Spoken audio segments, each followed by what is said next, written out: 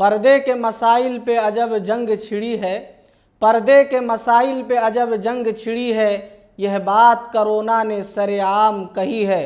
खातून हो कि मर्द हों सभी मुँह हैं छुपाए, खातून हो कि मर्द हों सभी मुँह हैं छुपाए, कुदरत से कोरोना की सज़ा इनको मिली है।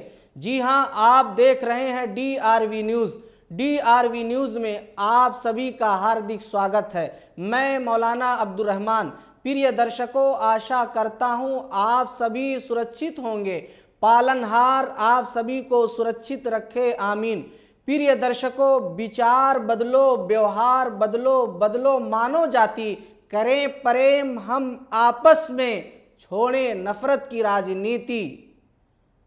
यह संदेश सिर्फ हमारा ही नहीं है, सुन लो प्यारे भाई।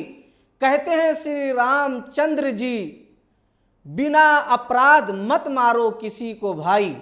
प्रिय दर्शकों, सत्य का साथ दें, गलत कार्यों का विरोध करें, और यही होना भी चाहिए। धर्म और शास्त्र भी इन्हीं चीज़ों की शिक्षा देते हैं, और जो इन नियमों का पालन करेगा वो सही धर्म प्रेमी होगा, और जो इन नियमों का उल्लंघन करेगा वो अपने धर्म का संसार में गलत परिचय दे रहा है। प्रिय दर्शकों, देश दुनिया में कोई भी धर्म हो, हमें उसमें हस्तक्षेप करने का कोई अधिकार नहीं।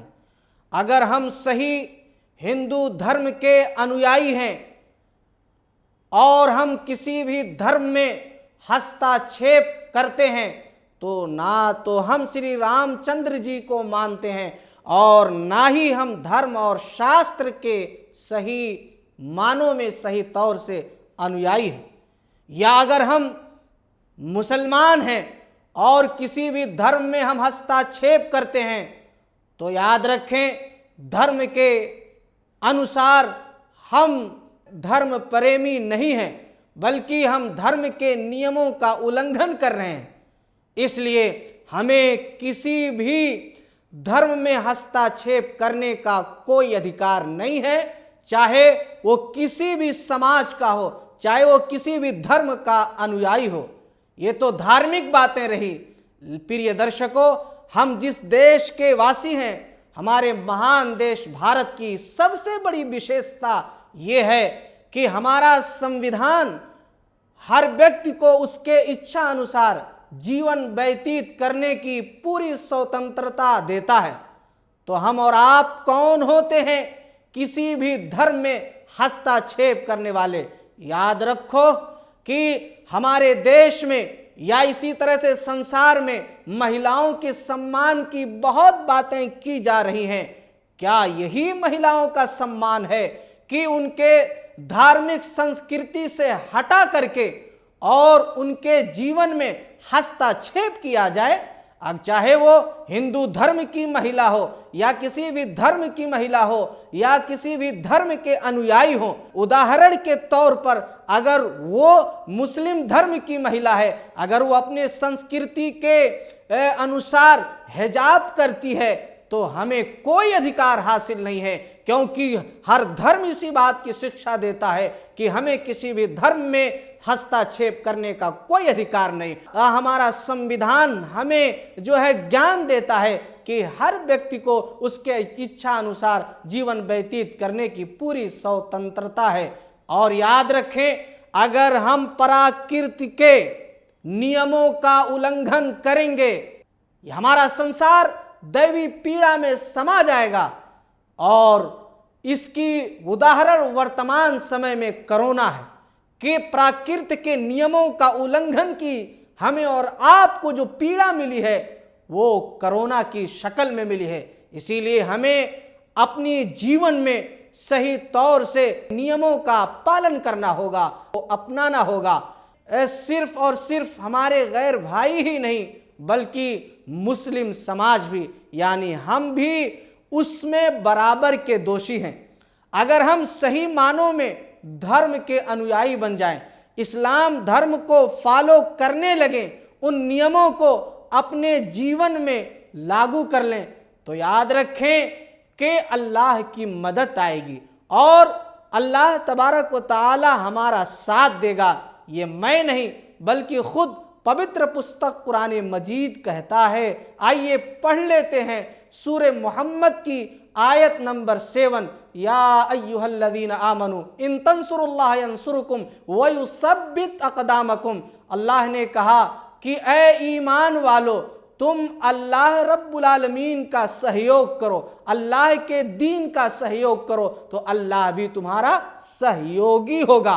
अब बताएं कि हमारे ही समाज में जो उदाहरणें जो है गैर भाइयों की तरफ से दी जा रही हैं, बहुत सारी मुस्लिम महिलाएं पर्दा नहीं करती हैं, तो अगर वो उदाहरण दे रहे हैं कि देखिए अगर ये धर्म की बात होती, धार्मिक संस्कृति होती, तो ये और महिलाएं भी तो पर्दा करती, तो उनकी उदाहरण हमारे उन महिलाओं को, उन माताओं और बहनों के लिए बहुत बड़ी पीड़ा बनती है कि जब वो हिजाब करती हैं, पर्दा करती हैं, तो उनकी उदाहरण पेश की जाती है कि आप भी मत करो, ये आपके धर्म की संस्कृति नहीं है।